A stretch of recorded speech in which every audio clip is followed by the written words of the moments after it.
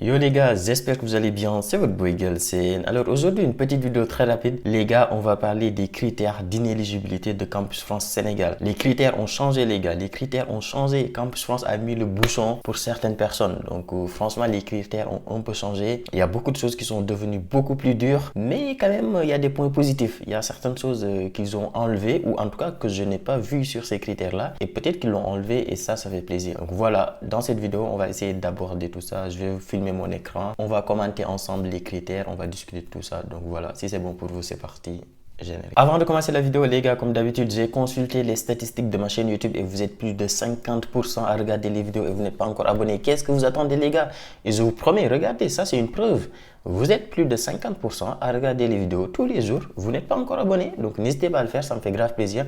Mettez-moi les gros likes comme ça, là, vous savez, les likes, on les aime beaucoup. Deuxième précision importante, même si je l'ai dit en début de vidéo, mais c'est les critères de Campus France Sénégal. Donc, si vous n'êtes pas au Sénégal, vous n'êtes pas concerné par ces critères-là.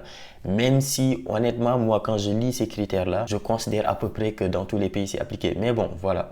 Pour rester dans le cadre, on considère que ça, c'est les critères d'inéligibilité de Campus France Sénégal parce que c'est publié par Campus France Sénégal.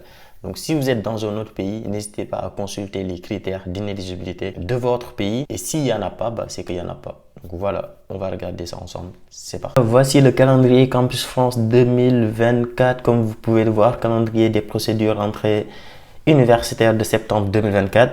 Mais tout ça, on ne va pas en parler aujourd'hui. Même si vous voulez regarder très rapidement, vous pouvez regarder. Par exemple, les étudiants qui font la rentrée décalée là, du 1er octobre au 16 novembre pour la soumission de dossier. Pour les autres, la soumission de dossier, vous avez jusqu'au 15 décembre. Donc ça ne sert à rien de se précipiter. L'ouverture de la procédure, c'est le 1er octobre. Mais ça ne sert à rien de se précipiter. Vous avez jusqu'au 15 décembre pour valider votre dossier. Donc prenez votre temps. Vous pouvez le faire le 5 octobre, le 6 octobre, le 7 octobre, etc. Et ensuite, les paiements des frais de dossier, c'est jusqu'au 20 décembre. Et ensuite, les entretiens, c'est jusqu'au 8 mars 2024. Donc voilà, honnêtement, il n'y a rien à dire à part ça.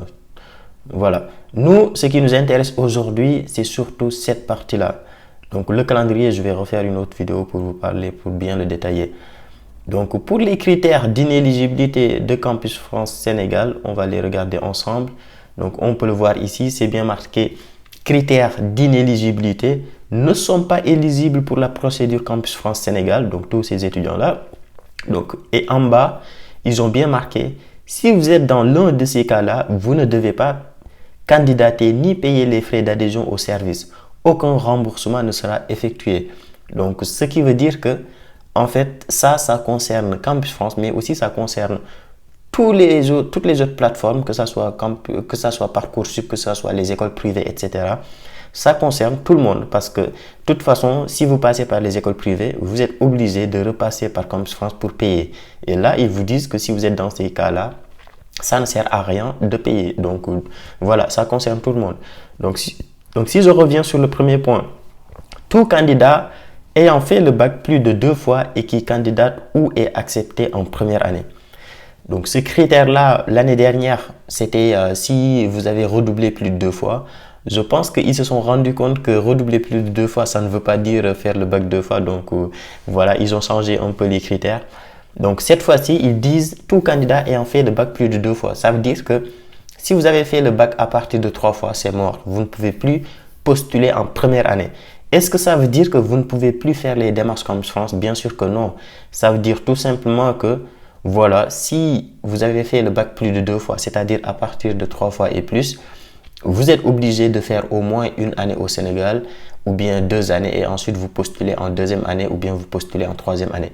Mais par contre, pour la candidature en première année, que ça soit en licence, que ça soit en BUT, que ça soit en BTS sur Parcoursup, que ça soit en CPGE sur Parcoursup, que ça soit en DCG sur Parcoursup, ou bien les bachelors des écoles privées, ou bien les CUPGE, tout, c'est mort. Donc tu ne peux pas postuler en première année, c'est mort, ça ne sert à rien de forcer. Donc voilà. C'est ce que ça veut dire.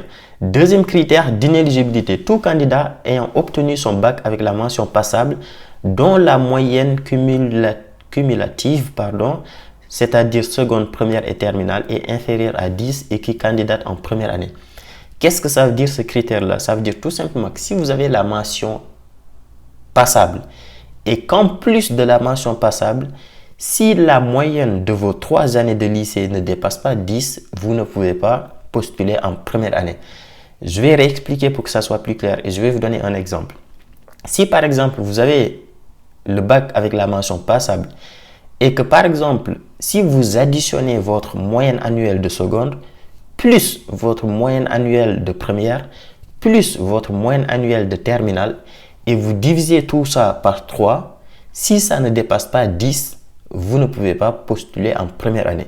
Là aussi, c'est pareil, vous êtes obligé de faire une année au Sénégal et ensuite vous postulez en deuxième année, ou bien vous faites 2 ans au Sénégal et ensuite vous postulez en troisième année.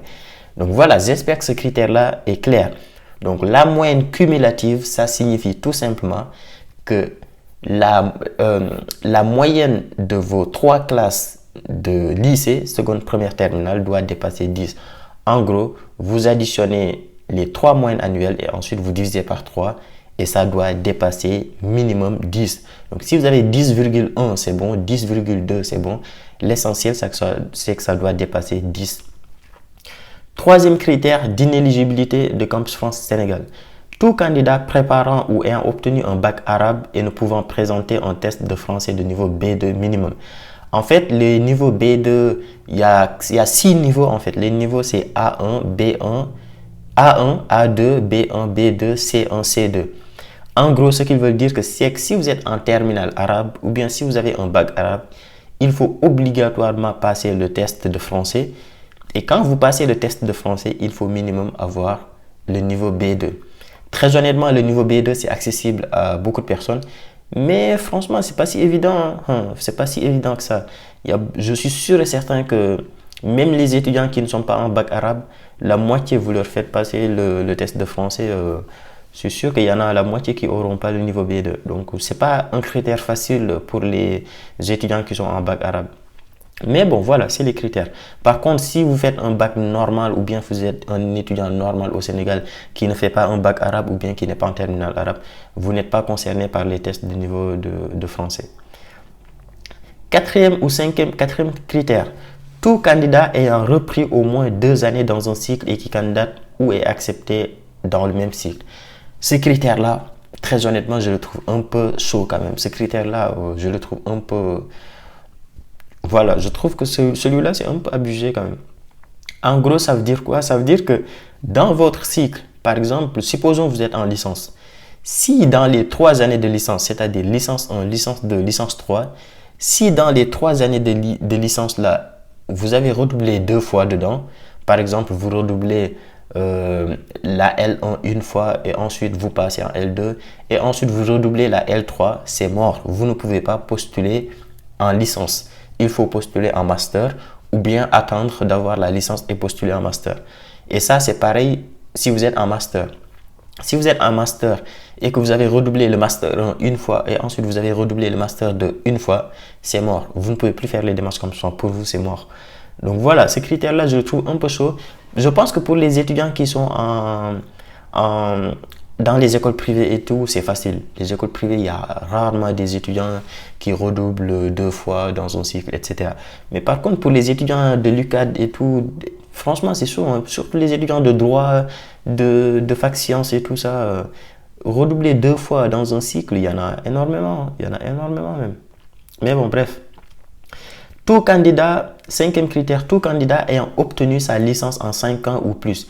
Ça, c'est la même chose que ça en fait. C'est la même chose. C'est juste que là, ils ajoutent le fait que même si tu as changé d'établissement, c'est pareil. Par exemple, supposons tu es à l'UCAD et ta cartouché en fait. Si ta cartouché à l'UCAD, ça veut dire que tu as redoublé 2 fois en fait. Ça veut dire que tu as redoublé 2 fois la même classe. Et donc, si après ça, par exemple, tu as changé d'école et que tu es parti, je sais pas moi, tu es parti dans une école privée et que tu as repris la licence 1, même si tu valides la licence 1 et que tu passes en licence 2, tu ne peux pas quand même postuler sur Campus France parce que tu es toujours dans le même cycle. Il faut finir ce cycle-là avant de pouvoir postuler. Donc, même si vous avez changé d'école, etc., si votre licence, vous l'avez fait en plus de 5 ans, c'est-à-dire s'il y a une classe que vous avez fait 2 fois, etc., vous ne pouvez pas postuler sur Campus France. Donc ces critères-là aussi, voilà, je les trouve un peu chauds. Ces 2 critères-là, je les trouve un peu chauds quand même. Sixième ou septième critère, tout candidat demandant une formation impliquant une régression de plus d'1 an. Pareil, ce critère-là, je le trouve un peu chaud. En fait, ce critère-là, je pense que pour tous les autres étudiants, je l'ai déjà dit sur plusieurs de mes vidéos, j'ai dit que si vous êtes en L3, je vous conseille tout le temps de postuler pour la même année. Par exemple, postuler en licence 3. Mais vous pouvez regresser en L2. Moi, c'est ce que j'ai toujours conseillé. Soit vous postulez pour la même année, soit vous régressez d'une année. Par exemple, si vous êtes en Master 1, très souvent, moi, je vous conseille de postuler en licence 3. Mais par contre, vous ne pouvez pas régresser de plus de 2 ans. Par exemple, si vous êtes en Master 1, vous pouvez postuler en licence 3, mais vous ne pouvez pas postuler en licence 2. Ce n'est pas possible de régresser de plus de 2 ans. Ça, pour moi, c'est bien pour tous les étudiants. C'est ce qu'il faut d'ailleurs. Mais par contre, pour les étudiants qui sont en Master 2, là, ça peut être un peu chaud. Pour les étudiants en Master 2... Imagine si tu es en Master 2, ça veut dire que tu ne peux pas postuler en licence 3. Tu ne peux pas postuler en licence 3. Tu es obligé de postuler en Master 1. Et on sait tous que les masters, c'est un peu sélectif. Donc, je pense que les seuls étudiants qui sont un peu défavorisés, on va dire, par ce critère-là, c'est les étudiants qui sont en Master 2. Mais bon, c'est comme ça. Tout candidat inscrit dans une formation ne délivrant pas de crédit. Ça, je l'ai déjà dit également sur plusieurs de mes vidéos. Le Sénégal fonctionne avec des crédits.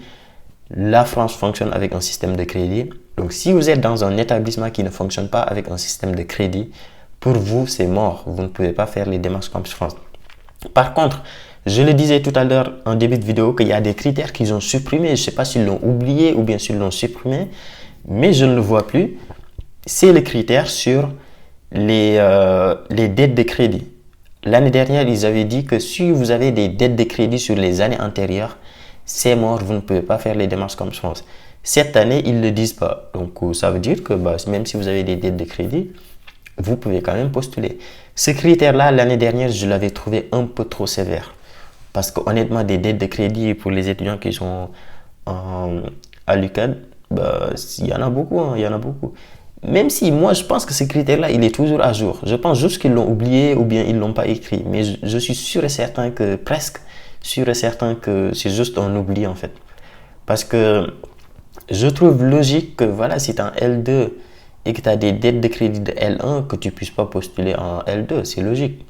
Mais bon, ils ne l'ont pas mis. Donc, si vous voulez postuler, si vous êtes dans cette situation-là et que vous voulez postuler, vous pouvez. Ils ne l'ont pas écrit. Huitième critère, tout candidat inscrit dans une formation ou ayant obtenu un diplôme non accrédité par l'ANAQ-Sup ou bien le CAMES. Bon, ça, je l'ai déjà dit plusieurs fois.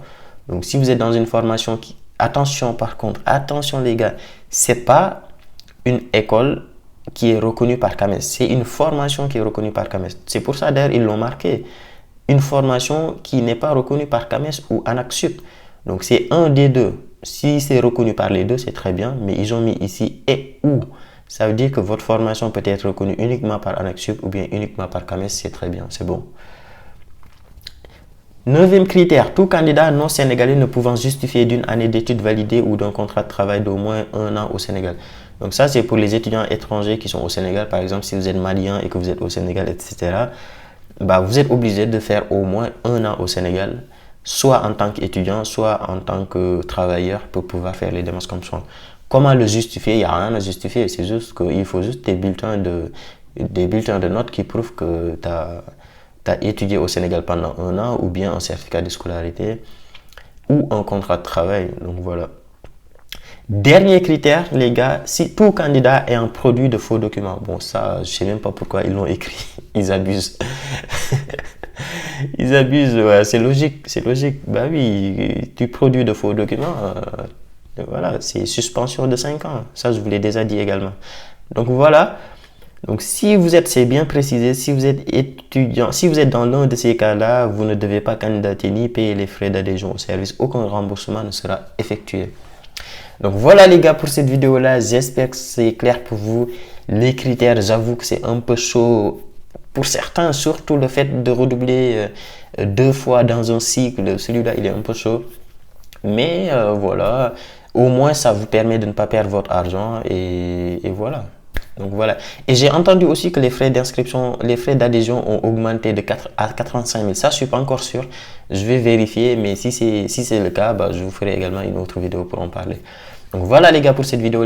N'oubliez pas les gros likes, abonnez-vous et nous on se dit à très vite pour une nouvelle vidéo. Ciao!